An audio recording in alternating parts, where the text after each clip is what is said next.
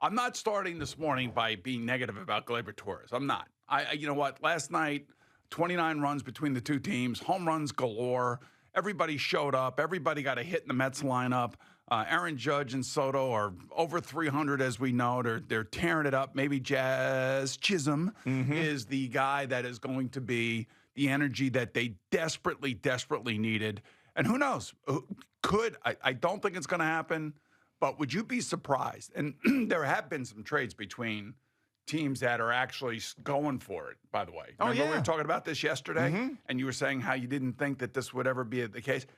Well, that's not – I mean, this has been a crazy trade deadline, which has been great for all the baseball writers and all the fans and how many teams are involved, who's going for – like Seattle's going for it. And you got to be happy about it. The Cubs are trying to figure out what they're doing. You got the Mets going for it, the Yankees going for it, the Astros going for it. I mean, this is great. This is what you want. Phillies are going for it. And of course, I mean, this is great. Baltimore is going – I mean, it's crazy what's going on right now. So I personally think – could the Yankees be entertaining any sort of offer for Gleyber Torres? But you'd have to have, you still would create a hole in the lineup and obviously on the field, but you'd have to be able to get the right person to be able to fill that void. Yeah, I mean, I was thinking about this all day yesterday after seeing that story. I mean, is it feasible? Is there an internal option? And the answer really is no, unfortunately, unless you end up finding somebody else via trade that you can trust there. So it would be playing with fire. And I don't necessarily want it to be a negative Gleyber Torres story either. It's more the fact that it's a positive Jazz Chisholm story. Yeah, 100%. And that's what they needed. They needed someone who was going to do whatever was asked and someone who's going to provide the energy. And just basically saw last night him when he's hitting those home runs, how much he's beloved already by that team. But I would look to deal him, but it is playing with fire a little bit, and it's just a weird thing. A guy who's been there that long to deal at the deadline when you're trying to win, it would be strange. But I can't imagine. It all depends on what you're trading for and what you're getting back. Right, exactly. And if you're creating a hole by doing that, you better be able to fill that hole or another hole that you're creating because of that trade. It's a shame that DJ LeMahieu was cooked, because if he weren't cooked, then you could make that deal. You could put Chisholm at second base. You could put DJ at third, and you'd be okay with everything. But he's done. You feel like he's completely washed up, and you can't trust him to be out there every single day in that lineup. So yeah, but I mean, the next big one, as this is trade deadline day, of course, 6 p.m. today, the next big one now is Blake Snell.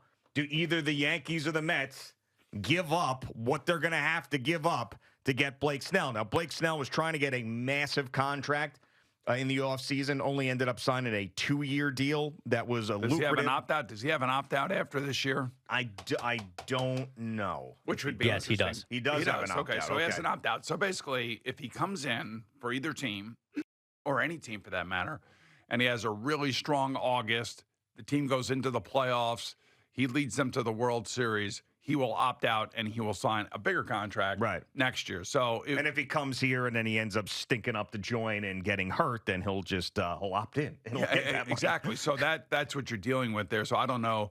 Look, David Stearns is not giving up any top prospects. We know that. We know that. And nor should he, by the way. No, we're not advocating for that. But what we are advocating for is doing what he's doing. He's trying through different means to fortify the bullpen and the starting pitching, but without really losing some of these assets that they got last year when they traded Scherzer and Verlander. That's right. So it's smart. So it's smart business. And plus, some of these players are finally playing up to their contracts. And when you think about Francisco Lindor and what he is doing, he has every right to be on the outside of the MVP conversation. He's touching it, if you will, the conversation. He's touching the conversation. Depending on how he finishes this season and how the Mets finish this season and what kind of August and September they have, I think, he is basically earning his dollars. He's earning his dollars in the field and at the plate. And to me, again, it goes all the way back to when Francisco Alvarez was out of the lineup and finally came back in, because he's different than Chisholm is for the Yankees, but to me, he's the engine for the Mets. Yes, of course, and that was a major point. If you go back and see their record out of all the things, whether it was a silly stuff like Grimace or when June started or whatever, Players only meeting. You point back to Alvarez coming back. Yes. We have said, you have said, it's that really was the thing. So with the Mets, you don't necessarily want to go around and trade those prospects you got in last year, but for the Yankees, it's a different story. This has been an all-in year from the beginning. And if Blake Snell is going to get dealt and you feel like you need help in that starting rotation, which I think everybody feels that way when you are a contender, then you got to make that deal. The price might be high, but Brian Cashman and Aaron Boone and everybody's asses on the line here. You got to make that deal. Yeah, I mean, and again, I feel like sometimes a broken record when it comes to the Yankees. The moment that they traded for Juan Soto, they're all in this year. They're all in. That's it.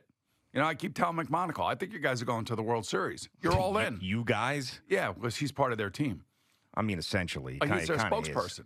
Yeah, I mean, I like him because, he is a positive Yankee fan. Most Yankee fans, I'd like to think they're positive, but, the loud, what's that? Did he text you again? Because you're interrupting my thought process. No, that was actually me accidentally hitting the button. Oh. Putting a paper down there. So that was a conversation with Zoo. Oh. Okay. What was I saying? I don't know. Neither do I. But anyway. Oh, Chris McMonagle, positive Yankee fan. Yeah, he's a positive Yankee fan. He's like the spokesperson. Right. I think, and that's great. I love that. But some other Yankee fans can't stand Brian Cashman, can't stand Aaron Boone. Like they can sit in that dugout or they can sit in that office and make the decisions that are going to get the team to the World Series. The decision to get the team to the World Series started with Garrett Cole. It started with Juan Soto, Giancarlo Stanton, giving Judge the contract that he got. Those are all World Series type players. And Stanton comes back last night, doesn't get a hit. He walked once, but he didn't strike out. So that to me is a positive. But it lengthens the lineup. Didn't strike out. It lengthens the lineup. That's important. Usually comes back as that platinum sombrero and is flailing at sliders down and away. Yes. That didn't happen last night. That's good. That's so maybe a good that's thing. a step in the right direction for him. So look, both of these teams have got until 6 o'clock today. Mm-hmm. Will they do something? Well, I think the Yankees will definitely. I feel it in my bones like they're going to go after Snell. They're going to try to get him. You're feeling it in your bones. I am. I don't know why. Wow. Yesterday, I felt the rain in my bones. Yeah, I know. It was poured by me for like an hour and a half. The thunderstorm. Look at it. It was flooding outside. I needed a day like that, though. After a long, crazy weekend, I just hang out with the thunderstorm. I'd sit in the house. Not a lot of pressure to go outside and do something. So that's what I feel like when it's nice out. I got to go outside. I got to do something. Got to play golf. Got to go on a boat. We only get 3 months of nice weather around here. I can't waste it inside. Gonna spend the entire winter inside. Got to get outside. Come on, family, let's go outside. God damn it! All right. So I look. Last night was great. A lot of runs, a lot of hits. Everybody looks good. Everybody feels good this morning. Good pitching. Good solid pitching, by the way. And you saw Buddha. What did he go? 3 innings last night. Yeah, right? I mean that was sort of a curious decision, was it not? Well, I think what they're trying to do is they're trying to maybe get him ready to become a starter if they don't add a starter.